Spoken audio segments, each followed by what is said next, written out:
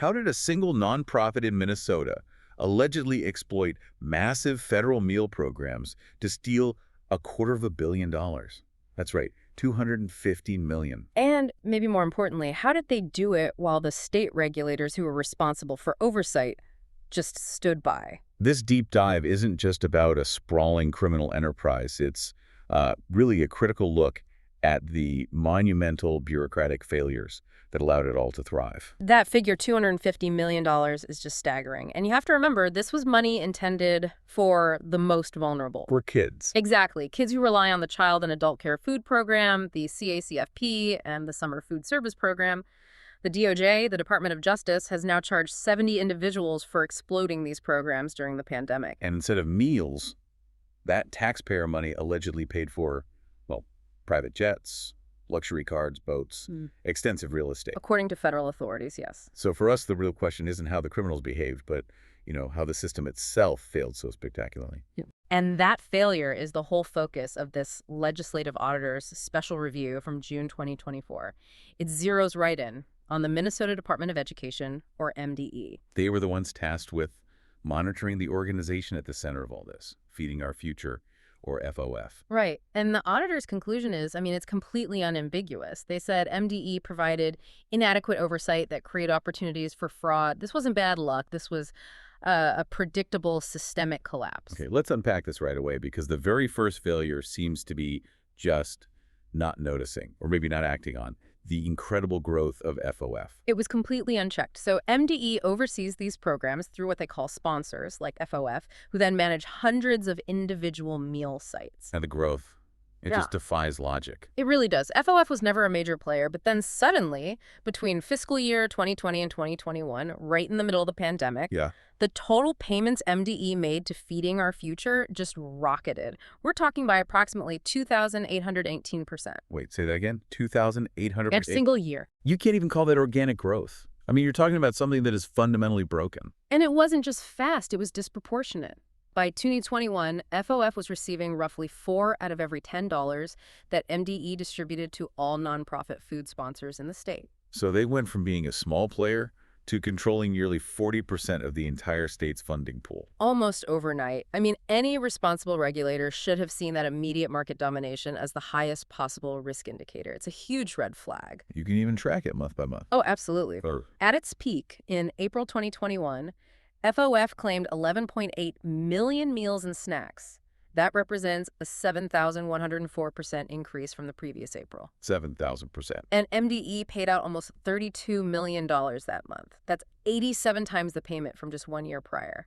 How do state officials look at a number like that and just decide no extra scrutiny is needed? Well, that takes us right to the next point, the foundational failure the auditor identified. MDE failed to create the necessary legal guardrails years before the fraud even started. Exactly. This failure didn't just let the scheme begin. It basically created a perfect legal shield for FOF whenever MDE did try to push back. And you're pointing to MDE's own records, right? Yeah. They show that MDE had concerns about FOF's finances, their staffing, their administrative capacity. Almost every year they reviewed their applications. Going all the way back to 2017. So if they had these concerns, why couldn't they just deny the application? And this is where the bureaucratic paralysis really, really takes hold. MDE officials argued they didn't have the clear legal authority to do that. How is that possible? It goes back to a crucial 2017 Minnesota Court of Appeals ruling.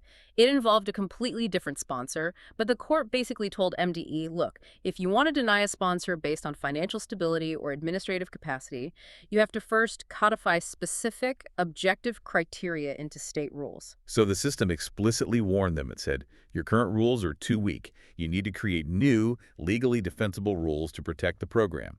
And MDE just did. They didn't. They were given a judicial blueprint for how to maintain integrity, and they just never followed it. They failed to ask the legislature for that authority or even start the state rulemaking process. So they created a legal vacuum. Precisely. FOF could appeal any denial, and MDE officials knew that without those rules, they'd probably lose in court, just like they did back in 2017. The auditor concluded this left the program integrity at risk.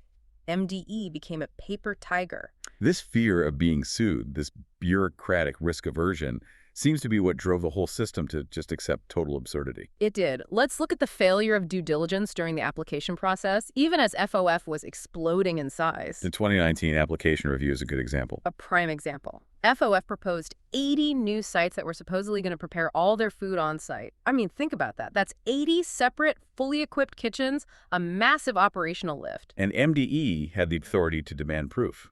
Under federal rules, yes. But they didn't ask for any. MDE did not request a single piece of documentation to verify if these 80 sites had the equipment, the space, or the staff.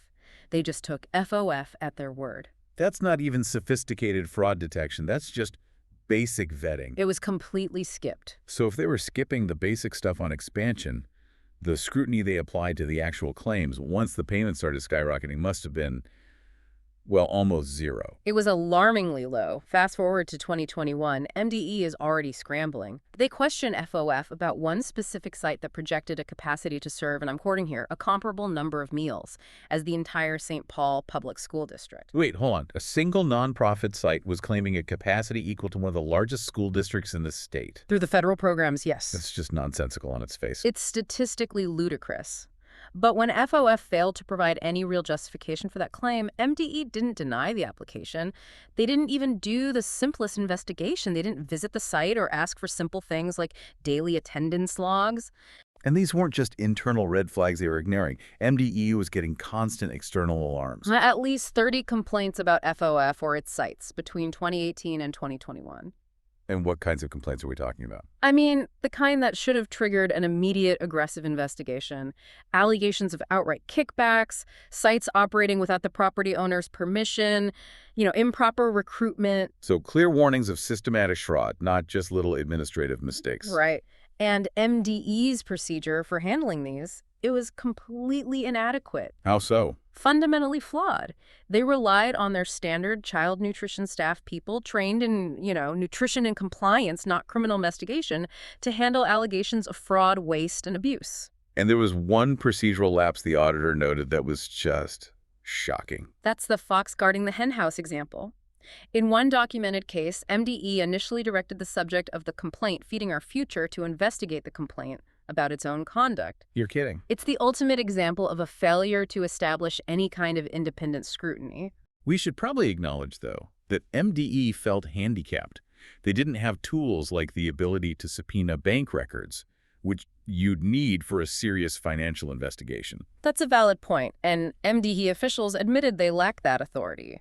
But while they did eventually escalate their concerns to the FBI, the real problem the auditor focuses on is MDE's failure to build its own internal capacity to detect and halt this kind of thing proactively. They had to wait until the scheme was fully operational before they could hand it over. Before they could call in a competent investigative body, yes. And of course, the pandemic introduced all this chaos. MDE often points to the federal waivers, which allowed things like meal bundling and off-site monitoring as part of the problem. And they definitely faced real challenges during COVID, but the auditor is very clear here. He distinguishes between the difficulty of the waivers and MDE's choice in how to respond. The report notes MDE's relaxed approach made the waivers a source of reduced oversight, not the waivers themselves. What specifically did MDE fail to do? Accountability. The USDA actually directed MDE to create a formal written plan detailing how they would ensure accountability and prevent duplicate meals under these new rules. And they never made one. Never produced one. This lack of a formal plan meant the priority was just distribution, getting food out. Integrity took a backseat, and that threw the doors wide open for fraud. Which sets the stage for one of the most unbelievable anecdotes in the whole report. It's the perfect illustration of their failure to just apply common sense. During one virtual site visit, MDE staff watched as about 30 kids got meals in 15 minutes. Okay, a little slow, but plausible. Plausible, but then FOF's executive director later claimed that an additional 1,800 kids came in during the next hour. The reason MDE couldn't see it, their phone supposedly died. 1,800 kids in 1 hour. At a site that just served 30 in the last 15 minutes, it's physically impossible. It's absurd, yet MDE never investigated this claim. They just took the explanation at face value. The auditor concludes that this single failure just crystallizes MDE's complete abdication of its duty. And all these red flags, they eventually converge into this shocking $10.1 million oversight error. This happened in March 2021. At a time when MDE had already deemed FOF seriously deficient and was supposed to be subjecting them to intense scrutiny. This was the moment they should have shut off the money. It was. They had required FOF to submit extensive documentation to validate meal claims before any money was released, and yet MDE still paid out $10.1 million for 3.8 million claimed meals. And the review they conducted of that documentation, it showed clear signs of fraud. That they then chose to ignore. Yes. The review file showed multiple red flags. Some sites were just missing required attendance records entirely.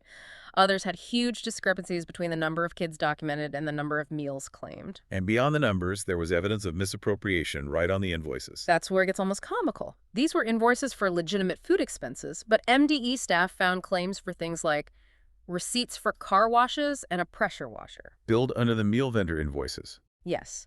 And MDE identified these deeply concerning issues, but they did not follow up. So the core failure here in this multi-million-dollar instance was just an unwillingness to use the leverage they had. Exactly. MDE didn't deny or adjust downward any claims, not even when the paperwork was missing or when invoices included obvious personal spending. They just paid the $10.1 million based on records they knew were questionable.